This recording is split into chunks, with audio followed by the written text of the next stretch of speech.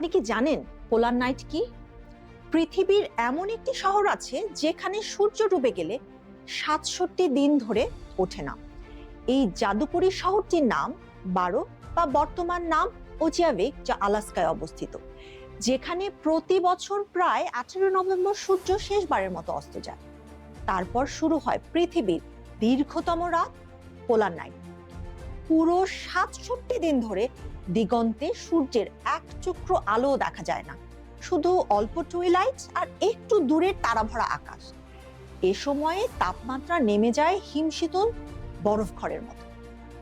মানুষদের দিনের রুটিন বদলে যায়, ঘুম, শরীরের ক্লক, মানসিক স্বাস্থ্য সবকিছুতেই প্রভাব পড়ে।